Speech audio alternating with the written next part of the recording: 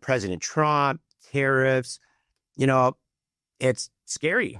What are the effects? It's the unknown. Hello, welcome to episode number 4 of the Facts of Life podcast. I'll be your host, John Doan. On every single episode, we use the acronym L.I.F.E so that we could talk about different things. In today's episode, L.I.F E, we will be talking about lending, interests, family, and some entrepreneurship. So stay tuned for our show. Hit subscribe or like if you like our episode. So as a mortgage lender, I get a lot of calls on a daily basis. It's funny. When rates drop, we all get notifications on our phone, right? Oh my God, the mortgage rates are dropping and rates are going down. The good part about that is it's like free advertising. Our phones start ringing like crazy. I mean, every time that 10-year treasury bond rate dips, right? Yeah, our phones are really busy, which is great for business. So why don't we talk about why that is? I'm on the phone a lot, always explaining because people are asking, what are my indicators? Like, what do I look at, to see, to understand if rates are going up or down or what that trend may be. And, for the last 20 years I've been doing this, there is one very great indicator that you can look at just to gauge. That would be the 10-year treasury bond, right? This is a bond that, our government sells off. Anybody could buy it. It's rated as the most stable or safe investment that you could buy because it's government issued. It's based off of, our numbers. And what is a bond? A bond is a loan. It's a bond certificate. So by our government selling a bond, right, that means that there is a buyer on the other side who's buying the bond. And when they pay us that money, it's really a loan. And if our bonds go up in pricing, then the buyer of that bond, the owner, makes a profit, right? However, our government takes that money and we get to utilize that for investments, for funding, for whatever it is that we need. It goes back to the government. And that's how bonds work. It's really a debt to on our side. However, it's an investment for the actual buyer of the bond. With that said, what do we look at? Again, 10-year treasury bond. There's many different types of bonds, but the 10-year treasury is the closest indicator that you will see. I hate to say this, but anytime there's like doom or gloom or something bad that's happening, you'll see the 10-year treasury bond drop. And then if that's dropping, that will also reflect in mortgage rates as well because they're so tied together. So some examples is, here we are, 2025. All these talks about tariffs, President Trump, tariffs, it's scary. What are the effects? It's the unknown. 10-year treasury starts dropping, right, in the bond rates. And that means mortgage rates are dropping. That's why our funds are so busy. I'm trying to loop back to my original statement here of why we're busy. It's because the rates or the 10 years been dropping. And it's good. The rates have been staying so high the way they have been because of obviously COVID, all the money that we funded, all the COVID-19 loans and business loans, put us in debt. And cost of living is up. Everything that we're kind of looking at causes that to, go up or go down. Right now, it's the tariffs. Job reports has been popular as far as an effect goes. One thing that you have to keep in mind, though, unfortunately, when the 10-year treasury bond goes down, rates go down. Great, yay. But the stock market usually gets affected by it. So right now, the stock market is dropping. People are not losing money, but, they're seeing a downward, reduction in their overall balances. So it's kind of, give or take. So right now it's time to refinance, buy a home, get lower interest rates, which we've all been waiting for. However, there's an effect from one side to the other. So every morning when I come in, my whole team, what are we looking at? 10-year treasury bond, whether it's on Yahoo Finance or CNBC, whatever, right? We're opening it up. What's going on today? Is it up? Is it down?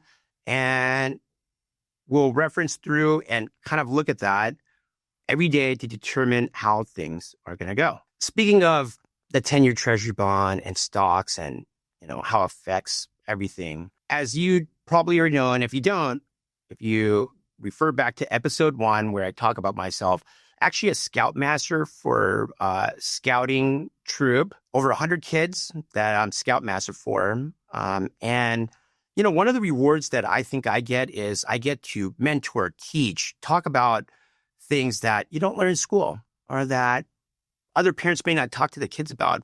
For me, I'm in lending and finance and investing. So, I get to shed a lot of light on them, and I get to sometimes teach about, stocks and just life skills in general. I guess this would bring us to our next segment, which is the I letter in the word life, about interests.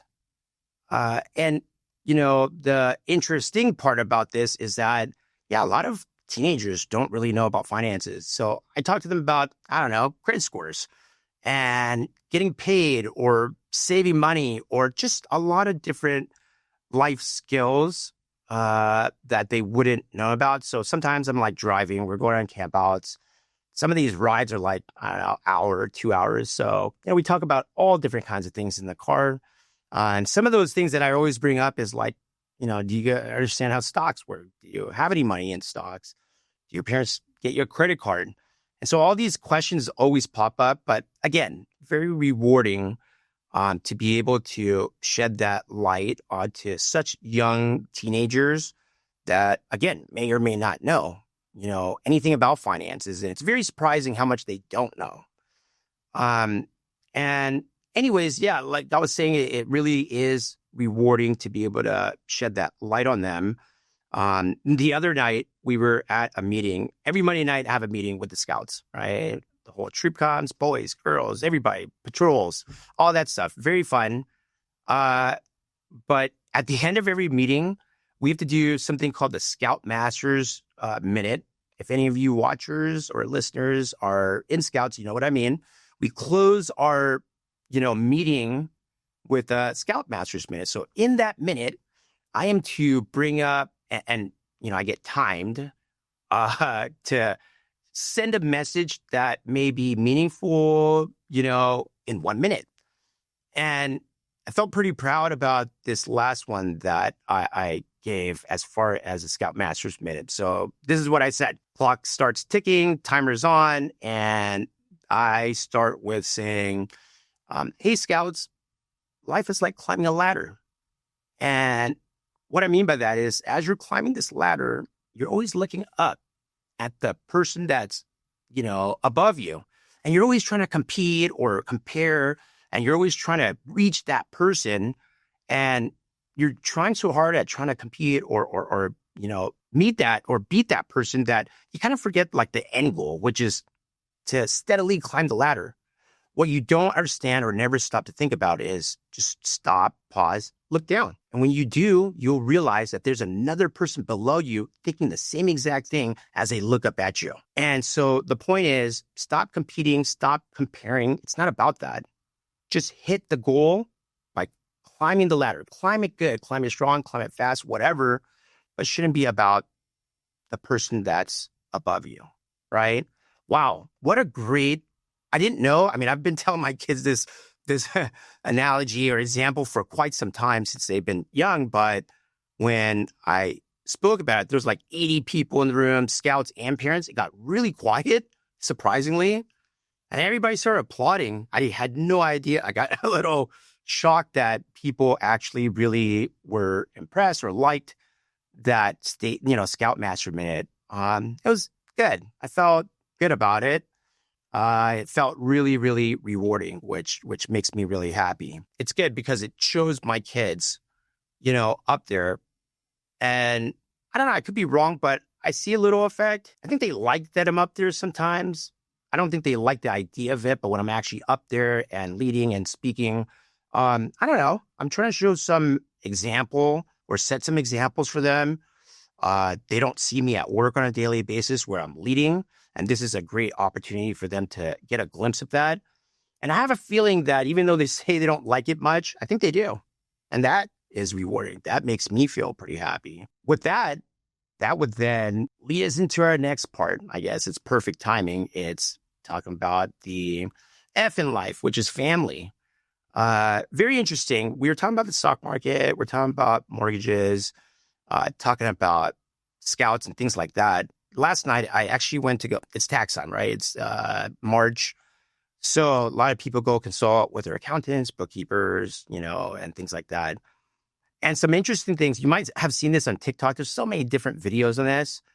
But, if you're self-employed, there's a few things that you should feel or go through, like myself, which is the fact that, I pay a lot of taxes. However, you still get a lot of flexibility as well in your deductions and what the IRS allows you to deduct or write off as business expense legitimately so that it offsets what you have to pay in taxes. And so some of the things that we kind of talked about now that I'm talking about family is, how we can save more money. What can we do for college?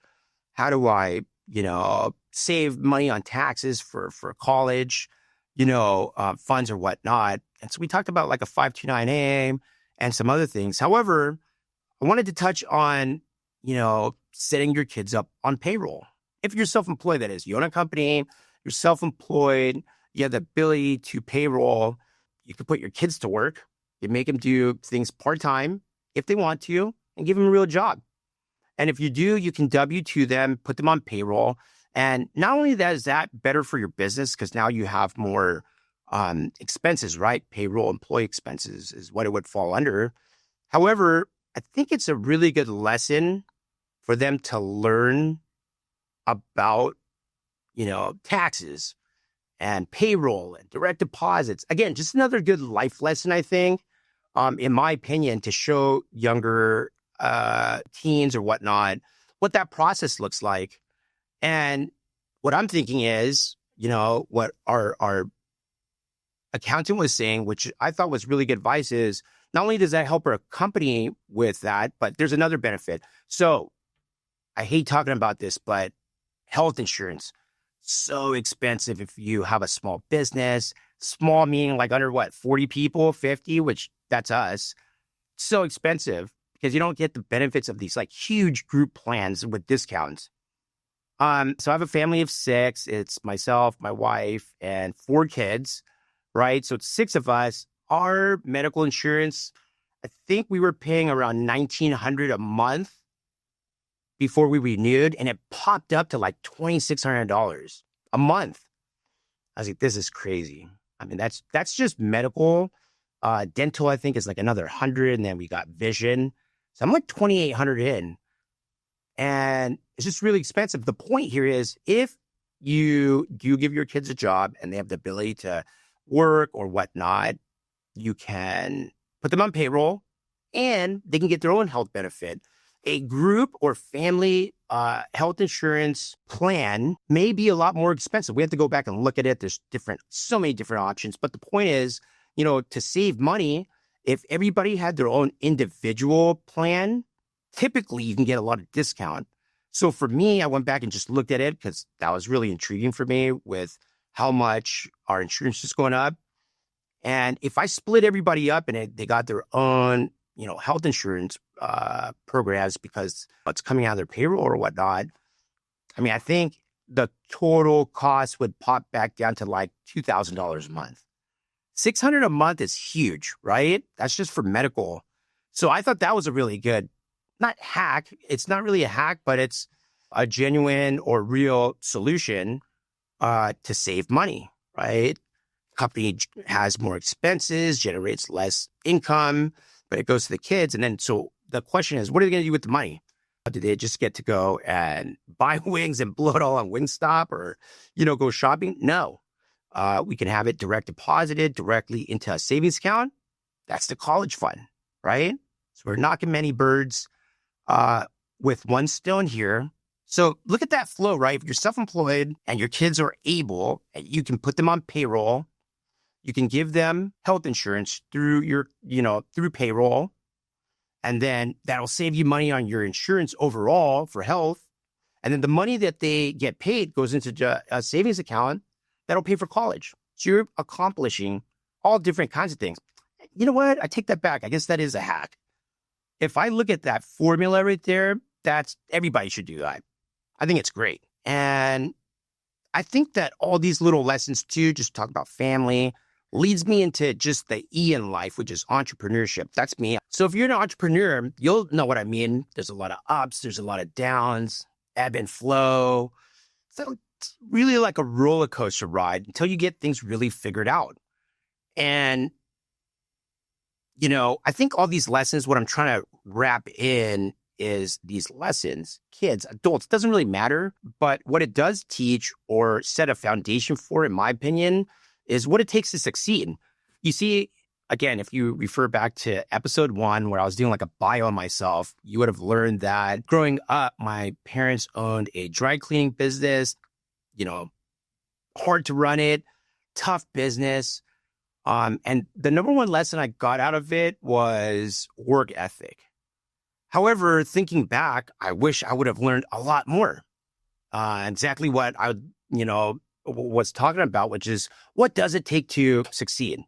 Hear and see or watch a lot of people talk about success. You got to be motivated. You have to be disciplined, and it's all in your head, and it's all about the mindset. Yeah, that's true. However, if you don't have that hard work ethic, yeah, it's not really going to matter. I don't see how someone who's highly, got the mindset for success and ready for it, but doesn't put in the work, like, how do you get success out of that? I hate to say this. I'm a California real estate broker, and I hope this doesn't offend any of you real estate agents out there, but I see this a lot. I'm just speaking my mind. However, I think there's like a, idea out there that, it's so glamorous to be a real estate agent. I'm just going to go get my license, and then I'm going to go sell a bunch of houses. And in between, I'm going to get to do whatever I want to do with my day because I don't have to be stuck at a desk. Yeah, I've heard that so many times throughout the last 10, 15 years. And that is not the case, right? 2024, I closed 10 transactions just in real estate. I mean, I'm a lender. I do a lot of loans. Myself, last year in 2024, closed maybe 100 to 200 loans by myself, not including my whole company or team, of course. That was personal, production. And then on top of that, I also sold, 10 properties. And to get there, to find that success, to make that money, it's a lot more than just mindset or discipline. So what does it take to really succeed? This has changed throughout the years since I began. And it has, maybe part of it is that I've matured or I've felt those lows in the roller coaster ride. And until you know what those lows are, you can't really build that foundation to prosper when you get the highs, right? Because a lot of people, for example, when they're making good money or they are, hitting it hard and they haven't hit rock bottom yet, they think that that's the dream, that it's supposed to be like that it's a never ending story. And that's not the case. If you're an entrepreneur, if you're self-employed and you have time periods like that, number one rule, stack your chips. Put that money away because you have not seen the downs or the lows yet. And you better be prepared to be able to finance yourself through that, because I promise you, no matter what it is that you do, you're going to go through that roller coaster ride. And if you have not seen that yet and you're listening to this show or you're watching me and you're like, nope, not me, just wait. And what I'm saying is not in a bad way. However, I feel like the lows really made me who I am today. So I wouldn't change anything. I've had a lot of, dips. And, 2008, 2009, I was broke. Didn't use the word poor because I do think that's a mindset. Sorry, I hope not to be, offensive in saying that. But, when you're broke, it just means that, due to the circumstances, I'm out of money. Like entrepreneurship, I'm just in a low. However, I know I'll get out of it. That's the mindset that I'm talking about. Being broke, right, means you can recover. But if you're, always out there manifesting and putting out to the universe that, you're poor, you're going to stay that way. Another lesson I teach a lot of kids or whatnot. However, that's the second part, right? What does it really take to succeed? It's your mind. You've got to be able to set goals. So work ethics is really important. However, your mindset, what's your plan? Again, a lot of real estate agents come into the industry thinking that they can just ace and be able to sell all these homes. And they find out that it's really not that way, that you really got to work and you're at your desk and you are researching and learning. It's not like a car sales type position where you're hustling and bustling. Actually, it's quite the opposite. I'll tell you why I'm really successful in real estate, in my opinion, and lending, by the way. My style hasn't always been like this, but I have developed a different style. And it went from like sales mentality into a consultative work, more of like a consultation that I have with everybody that I work with. And that consultation kind of starts about learning about, the customer, the client. What is it that they need? What do they want? What's their goal? And then I actually put myself in their shoes and think to myself, what would be beneficial most for them? But I'm really thinking about it as if it's me that's buying or refinancing or whatever it is. I put myself in their shoes based on their situation and just pick out the best benefits, in my opinion, that would serve them. And I think that right there, number one, is genuine. First and foremost, genuine. It's honest. And, I think people know for a fact that I'm really looking out for them. When it comes to real estate, unfortunately, in our business, I hate to say this, but there's a lot of commission. So whether it's agent or loan officers or lenders, kind of have to do that check. They want to get paid. So this is the next part of what I wanted to touch on about, what it really takes to succeed. There's two ways you can go about making money or being successful. And there's two methods. I think the majority is after method number one, which is the dollar figures. How do I get paid? How do I make money? Money. I mean, that's important, but that should not be the priority. If you're going to be an expert or pro at your craft, of the industry or whatever it is that you're doing, and you're genuine and you're, transparent and honest, and money is the result of all what you're doing, you'll make money. The money will come, right? But it shouldn't be the main focus. That's where people get mixed up and it changes behavior. It took me a long time to learn this. So let me give you an example. If, I'm working on a real estate transaction, and so let's say the listing agent, right? They're like being really pushy. I'm like, what's going on? Like, why are they behaving this way? So I'll do my research. I'll go look them up and be like, oh, wow, I see their track record. They only sold one house, and they're not doing so swell. So is it a possibility they're just being assertive because of finances? Why are they being so assertive, right? And 9 out of 10 times, it's true. 1 out of 10, it's because their seller is pushing hard. But really, it's because this person's trying to make that check. They got bills to pay, right? And so what ends up happening? The behavior is not a good experience. Everyone's feeling, tension, all because this one person wants to get paid.